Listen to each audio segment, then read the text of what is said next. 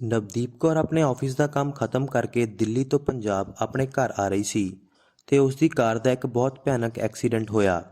ਕਾਰ ਬੇਕਾਬੂ ਹੋ ਕੇ ਸੜਕ ਦੇ ਡਿਵਾਈਡਰ ਦੇ ਵਿੱਚ ਜਾ ਵੱਜੀ, ਜਿਸ ਨਾਲ ਕਾਰ ਪੂਰੀ ਤਰ੍ਹਾਂ ਫੋਲਡ ਹੋ ਗਈ। ਹਾਦਸਾ ਇੰਨਾ ਕੁ ਭਿਆਨਕ ਸੀ ਕਿ ਨਵਦੀਪ ਕੌਰ ਨੂੰ ਕਾਰ ਦੇ ਹਿੱਸਿਆਂ ਨੂੰ ਕੱਟ-ਕੱਟ ਕੇ ਬਾਹਰ ਕੱਢਣਾ ਪਿਆ ਤੇ ਬਾਅਦ ਵਿੱਚ ਹਸਪਤਾਲ ਲਿਜਾਇਆ ਗਿਆ।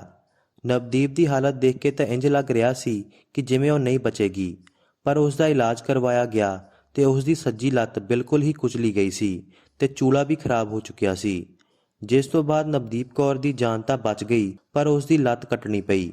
ਆਲਮ ਤਾਂ ਇਹ ਸੀ ਕਿ ਨਵਦੀਪ ਕੌਰ ਨਾ ਤਾਂ ਹੁਣ ਚੱਲ ਸਕਦੀ ਸੀ ਤੇ ਨਾ ਹੀ ਬੈਠ ਸਕਦੀ ਸੀ। ਅਮਰੀਕਾ ਦੇ ਗੁਰਦੁਆਰਾ ਸਾਹਿਬ ਦੇ ਹੈੱਡ ਗ੍ਰੰਥੀ ਗੁਰਮੁਖ ਸਿੰਘ ਨੇ ਦੱਸਿਆ ਕਿ ਨਵਦੀਪ ਕੌਰ ਦੇ ਪਿਤਾ ਬਿਜਲੀ ਵਿਭਾਗ ਦੇ ਵਿੱਚ ਸਰਕਾਰੀ ਨੌਕਰੀ ਦੇ ਉੱਤੇ ਸੀ। ਨਵਦੀਪ ਦਾ ਪਰਿਵਾਰ ਜਲੰਧਰ ਦੇ ਨਾਲ ਸੰਬੰਧ ਰੱਖਦਾ ਸੀ ਤੇ ਜਦੋਂ ਨਵਦੀਪ ਕੌਰ 7 ਸਾਲਾਂ ਦੀ ਸੀ ਤਾਂ ਉਸ ਦੀ ਮਾਂ ਇੱਕ ਲੰਬੀ ਬਿਮਾਰੀ ਤੋਂ ਬਾਅਦ ਚੱਲ ਵਸੀ, ਜਿਸ ਤੋਂ ਬਾਅਦ ਨਵਦੀਪ ਦੇ ਪਿਤਾ ਸਵਰਨ ਸਿੰਘ ਨੇ ਹੀ ਉਸ ਦੀ ਪਰਵਰਿਸ਼ ਕੀਤੀ। ਰਿਸ਼ਤੇਦਾਰਾਂ ਦੇ ਕਹਿਣ ਦੇ ਉੱਤੇ ਨਵਦੀਪ ਦੇ ਪਿਤਾ ਸਵਰਨ ਸਿੰਘ ਨੇ ਦੂਸਰਾ ਵਿਆਹ ਕਰਵਾ ਲਿਆ ਤੇ ਦੂਸਰੀ ਪਤਨੀ ਨੇ ਨਵਦੀਪ ਕੌਰ ਨੂੰ ਮਾਮਾ ਵਾਲਾ ਪਿਆਰ ਹੀ ਦਿੱਤਾ।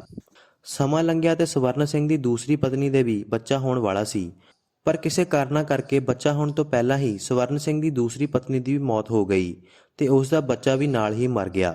ਹੁਣ ਨਵਦੀਪ ਕੌਰ ਦਾ ਇੰਨਾ ਭਿਆਨਕ ਐਕਸੀਡੈਂਟ ਹੋਇਆ ਸੀ ਤੇ ਉਸ ਦੇ ਪਿਤਾ ਸਵਰਨ ਸਿੰਘ ਨੇ ਹੀ ਉਸ ਦੀ ਦੇਖਭਾਲ ਕੀਤੀ ਸੀ। ਬਹੁਤ ਮੁਸ਼ਕਿਲਾਂ ਤੋਂ ਬਾਅਦ ਨਵਦੀਪ ਦਾ ਕੈਰੀਅਰ ਬਣਿਆ ਸੀ ਤੇ ਹੁਣ ਉਹ ਸਮਾਂ ਆ ਚੁੱਕਿਆ ਸੀ ਕਿ ਨਵਦੀਪ ਕੌਰ ਚੰਗੀ ਤਰ੍ਹਾਂ ਬੈਠ ਤੱਕ ਨਹੀਂ ਸਕਦੀ ਸੀ। ਬੜੀ ਮੁਸ਼ਕਿਲਾਂ ਦੇ ਨਾਲ ਉਸ ਦਾ ਪਿਤਾ ਉਸ ਨੂੰ ਸਹਾਰਾ ਦੇ ਕੇ ਬਿਠਾਉਂਦਾ ਸੀ ਤੇ ਰੋਟੀ ਪਾਣੀ ਖਿਲਾਉਂਦਾ ਤੇ ਬਾਅਦ ਵਿੱਚ ਉਸ ਦੀ ਕਿਰਿਆ ਵੀ ਸੋਧਦਾ। ਨਵਦੀਪ ਦਾ ਪਰਿਵਾਰ ਹੁਣ ਕਾਫੀ ਤੰਗੀ ਕੱਟ ਰਿਹਾ ਸੀ, ਪਰ ਪਰਮਾਤਮਾ ਦੇ ਰੰਗਾਂ ਨੂੰ ਕੋਈ ਸਮਝ ਨਹੀਂ ਸਕਦਾ। ਨਵਦੀਪ ਦਾ ਇੱਕੋ ਇੱਕ ਸਹਾਰਾ ਉਸ ਦਾ ਪਿਤਾ ਇੱਕ ਦਿਨ ਰਸੋਈ ਦੇ ਵਿੱਚ ਕੰਮ ਕਰ ਰਿਹਾ ਸੀ ਕਿ ਅਚਾਨਕ ਹੀ ਡਿੱਗ ਗਿਆ, ਜਿਸ ਤੋਂ ਬਾਅਦ ਉਹ ਵੀ ਇਸ ਜਹਾਨੋਂ ਤੁਰ ਗਿਆ। ਹੁਣ ਨਵਦੀਪ ਕੌਰ ਇਕੱਲੀ ਰਹਿ ਚੁੱਕੀ ਸੀ।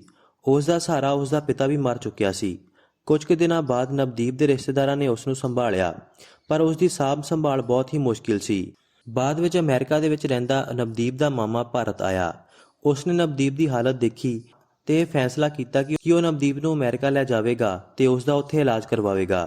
ਕੁਝ ਕੁ ਮਹੀਨਿਆਂ ਦੇ ਲਈ ਉਸਨੇ ਨਵਦੀਪ ਨੂੰ ਸਾਂਭਣ ਵਾਸਤੇ ਇੱਕ ਨਰਸ ਨੂੰ ਰੱਖਿਆ ਤੇ ਨਵਦੀਪ ਦੇ ਪੇਪਰ ਤਿਆਰ ਕਰਵਾ ਕੇ 3 ਮਹੀਨਿਆਂ ਦੇ ਵਿੱਚ ਹੀ ਉਸ ਨੂੰ ਅਮਰੀਕਾ ਲੈ ਗਿਆ। ਨਵਦੀਪ ਦੇ ਮਾਮੇ ਨੇ ਅਮਰੀਕਾ ਦੇ ਵਿੱਚ ਇੱਕ ਅੰਗਰੇਜ਼ ਔਰਤ ਦੇ ਨਾਲ ਵਿਆਹ ਕਰਵਾਇਆ ਹੋਇਆ ਸੀ ਤੇ ਘਰ ਦੇ ਵਿੱਚ ਨਵਦੀਪ ਦੀ ਮੌਜੂਦਗੀ ਉਸ ਦੀ ਮਾਮੀ ਨੂੰ ਪਸੰਦ ਨਹੀਂ ਸੀ। ਫਿਰ ਵੀ ਉਸ ਦਾ ਮਾਮਾ ਨਵਦੀਪ ਦਾ ਇਲਾਜ ਕਰਵਾਉਂਦਾ ਰਿਹਾ, ਪਰ ਜਦੋਂ ਉਸ ਦਾ ਮਾਮਾ ਕੰਮ ਤੇ ਚਲਿਆ ਜਾਂਦਾ ਤਾਂ ਉਸ ਦੀ ਮਾਮੀ ਉਸ ਨੂੰ ਤਾਨੇ ਦੇ ਦੇ ਕੇ ਤੰਗ ਕਰਦੀ। ਹੌਲੀ ਹੌਲੀ ਉਸ ਦੇ ਮਾਮੇ ਨੇ ਉਸ ਦਾ ਅਜਿਹਾ ਇਲਾਜ ਕਰਵਾਇਆ ਕਿ ਨਵਦੀਪ ਕੌਰ ਬੈਠਣ ਜੋਗੀ ਹੋ ਗਈ ਤੇ ਵੀਲ ਚੇਅਰ ਦੇ ਉੱਤੇ ਆਪਣੇ ਆਪ ਹੀ ਘੁੰਮਦੀ ਰਹਿੰਦੀ ਸੀ। ਨਵਦੀਪ ਕੌਰ ਨੇ ਸੋਚਿਆ ਕਿ ਘਰ ਦੇ ਵਿੱਚ ਰਹਿ ਕੇ ਤਾਂ ਪਰੇਸ਼ਾਨੀ ਹੀ ਹੋਵੇਗੀ, ਇਸ ਲਈ ਉਸਨੇ ਆਪਣੇ ਘਰ ਦੇ ਕੋਲ ਬਣੇ ਗੁਰਦੁਆਰਾ ਸਾਹਿਬ ਦੇ ਵਿੱਚ ਜਾਣਾ ਸ਼ੁਰੂ ਕੀਤਾ, ਜਿਸ ਗੁਰਦੁਆਰਾ ਸਾਹਿਬ ਦੇ ਵਿੱਚ ਮੈਂ ਹੈੱਡ ਗ੍ਰੰਥੀ ਹਾਂ। ਜਦੋਂ ਨਵਦੀਪ ਕੌਰ ਗੁਰਦੁਆਰਾ ਸਾਹਿਬ ਆਉਂਦੀ ਤਾਂ ਮੈਨੂੰ ਬੜੇ ਪਿਆਰ ਦੇ ਨਾਲ ਬੁਲਾਉਂਦੀ ਤੇ ਉਸੇ ਸਮੇਂ ਇੱਕ ਹੋਰ ਮੁੰਡਾ ਵੀ ਗੁਰਦੁਆਰਾ ਸਾਹਿਬ ਦੇ ਵਿੱਚ ਹਰ ਰੋਜ਼ ਆਉਂਦਾ ਤੇ ਨਵਦੀਪ ਕੌਰ ਨੂੰ ਦੇਖਦਾ। ਨਵਦੀਪ ਕੌਰ ਦੀ ਜ਼ਿੰਦਗੀ ਬਾਰੇ ਸੁਣ ਕੇ ਉਸ ਨੂੰ ਬਹੁਤ ਦੁੱਖ ਮਹਿਸੂਸ ਹੋਇਆ ਕਿ ਕਿਵੇਂ ਇੱਕ ਵਧੀਆ ਨੌਕਰੀ ਕਰਦੀ ਕੁੜੀ ਅੱਜ ਇਹਨਾਂ ਹਾਲਾਤਾਂ ਤੱਕ ਪਹੁੰਚ ਚੁੱਕੀ ਹੈ। ਉਸ ਲੜਕੇ ਨੇ ਫੈਸਲਾ ਕੀਤਾ ਕਿ ਉਹ ਨਵਦੀਪ ਕੌਰ ਦੇ ਨਾਲ ਵਿਆਹ ਕਰਵਾਵੇਗਾ ਤੇ ਨਵਦੀਪ ਕੌਰ ਦਾ ਦੁੱਖ ਵੰਡੇਗਾ। ਜਦੋਂ ਉਸਨੇ ਇਸ ਬਾਰੇ ਨਵਦੀਪ ਦੇ ਮਾਮੇ ਦੇ ਨਾਲ ਗੱਲ ਕੀਤੀ ਤਾਂ ਨਵਦੀਪ ਦੇ ਮਾਮੇ ਨੇ ਕਿਹਾ ਕਿ ਕਾਕਾ ਸ਼ਕਲਾਂ ਦੇ ਵਿੱਚ ਕੁਝ ਨਹੀਂ ਰੱਖਿਆ ਹੁੰਦਾ। ਨਵਦੀਪ ਚਾਹੇ ਸੋਹਣੀ ਹੈ, ਪਰ ਉਸ ਦੀ ਸਾਂਭ ਸੰਭਾਲ ਕਰਨਾ ਬਹੁਤ ਹੀ ਮੁਸ਼ਕਿਲ। ਕੁਝ ਕੁ ਸਮੇਂ ਬਾਅਦ ਤੈਨੂੰ ਨਵਦੀਪ ਬੋਝ ਲੱਗਣ ਲੱਗ ਪਵੇਗੀ। ਇੱਕ ਵਾਰ ਸੋਚ ਲੈ, ਫਿਰ ਹੀ ਕੋਈ ਫੈਸਲਾ ਲਵੀਂ। ਉਸ ਲੜਕੇ ਨੇ ਕਿਹਾ ਕਿ ਮੈਂ ਸਾਰੀ ਉਮਰ ਹੀ ਨਵਦੀਪ ਦਾ ਖਿਆਲ ਰੱਖਾਂਗਾ, ਜਿਸ ਤੋਂ ਬਾਅਦ ਨਵਦੀਪ ਤੇ ਉਸ ਦਾ ਮਾਮਾ ਵਿਆਹ ਦੇ ਲਈ ਰਾਜੀ ਹੋ ਗਏ। ਇਹ ਸਭ ਗੱਲਾਂ ਗੁਰਦੁਆਰਾ ਸਾਹਿਬ ਦੇ ਵਿੱਚ ਮੇਰੇ ਸਾਹਮਣੇ ਹੋਈਆਂ, ਪਰ ਪਰਮਾਤਮਾ ਦਾ ਭਾਣਾ ਦੇਖੋ। ਇਸ ਗੱਲ ਤੋਂ 4 ਦਿਨਾਂ ਬਾਅਦ ਹੀ ਨਵਦੀਪ ਦੇ ਮਾਮੇ ਦੀ ਵੀ ਮੌਤ ਹੋ ਗਈ ਤੇ ਉਸ ਦੀ ਮੌਤ ਸੜਕ ਦੁਰਘਟਨਾ ਦੇ ਵਿੱਚ ਹੋਈ। ਉਸ ਦੇ ਮਾਮੇ ਦੀ ਮੌਤ ਤੋਂ ਬਾਅਦ ਨਵਦੀਪ ਦੀ ਮਾਮੀ ਨੇ ਉਸ ਨੂੰ ਘਰੋਂ ਕੱਢ ਦਿੱਤਾ ਤੇ ਅਜਿਹੀ ਹਾਲਤ ਦੇ ਵਿੱਚ ਨਵਦੀਪ 3 ਦਿਨਾਂ ਦੇ ਲਈ ਸੜਕ ਦੇ ਉੱਤੇ ਪਈ ਰਹੀ। ਨਵਦੀਪ ਚਾਹੁੰਦੀ ਤਾਂ ਉਸ ਲੜਕੇ ਦੇ ਕੋਲ ਵੀ ਜਾ ਸਕਦੀ ਸੀ, ਪਰ ਉਹ ਲੜਕੇ ਦੇ ਉੱਤੇ ਬੋਝ ਨਹੀਂ ਬਣਨਾ ਚਾਹੁੰਦੀ ਸੀ।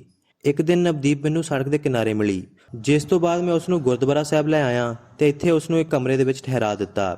ਮੈਂ ਸੋਚਿਆ ਕਿ ਹੁਣ ਨਵਦੀਪ ਦਾ ਵਿਆਹ ਉਸ ਲੜਕੇ ਦੇ ਨਾਲ ਕਰਵਾ ਦੇਵਾਂਗਾ ਤੇ ਉਹੀ ਇਸ ਦਾ ਖਿਆਲ ਰੱਖੇਗਾ, ਪਰ ਬਹੁਤ ਦਿਨਾਂ ਤੋਂ ਉਹ ਲੜਕਾ ਵੀ ਗੁਰਦੁਆਰਾ ਸਾਹਿਬ ਦੇ ਵਿੱਚ ਨਹੀਂ ਆ ਰਿਹਾ ਸੀ। ਸੋ ਨਵਦੀਪ ਦਾ ਖਿਆਲ ਮੈਨੂੰ ਹੀ ਰੱਖਣਾ ਪੈਣਾ ਸੀ। ਸ਼ਾਇਦ ਪਰਮਾਤਮਾ ਨੇ ਹੀ ਮੇਰੀ ਸੇਵਾ ਲਗਾਈ ਸੀ। ਕੁਝ ਕੁ ਦਿਨਾਂ ਬਾਅਦ ਪਤਾ ਲੱਗਿਆ ਕਿ ਉਹ ਲੜਕਾ ਵੀ ਕਰੋਨਾ ਦੀ ਵਜ੍ਹਾ ਦੇ ਨਾਲ ਮਰ ਚੁੱਕਿਆ ਸੀ, ਜਿਸ ਦੀ ਉਡੀਕ ਮੈਨੂੰ ਤੇ ਨਵਦੀਪ ਨੂੰ ਸੀ। ਹੁਣ ਇਸ ਨੂੰ ਕੀ ਕਿਹਾ ਜਾ ਸਕਦਾ ਸੀ। ਇਸ ਵੇਲੇ ਤੱਕ ਤਾਂ ਨਵਦੀਪ ਇਕੱਲੀ ਹੋ ਚੁੱਕੀ ਸੀ। ਉਸ ਦੀ ਜ਼ਿੰਦਗੀ ਦੇ ਵਿੱਚ ਜੋ ਵੀ ਆਉਂਦਾ ਰਿਹਾ ਉਹ ਮਰਦਾ ਰਿਹਾ। ਪਰਮਾਤਮਾ ਕੀ ਚਾਹੁੰਦਾ ਸੀ ਕੋਈ ਵੀ ਨਹੀਂ ਜਾਣਦਾ। ਮੈਂ ਆਪਣਾ ਫਰਜ਼ ਸਮਝ ਕੇ ਨਵਦੀਪ ਨੂੰ ਕਿਹਾ ਕਿ ਮੈਂ ਹੀ ਅੱਜ ਤੋਂ ਬਾਅਦ ਤੇਰਾ ਪਿਤਾ ਹਾਂ। ਕੁਝ ਕੁ ਦਿਨਾਂ ਬਾਅਦ ਨਵਦੀਪ ਨੂੰ ਆਪਣੇ ਜ਼ਖਮਾਂ ਵਾਲੀ ਜਗ੍ਹਾ ਦੇ ਉੱਤੇ ਕੁਝ ਤਕਲੀਫ ਮਹਿਸੂਸ ਹੋਈ ਤੇ ਮੈਂ ਉਸ ਨੂੰ ਡਾਕਟਰ ਦੇ ਕੋਲ ਲੈ ਗਿਆ।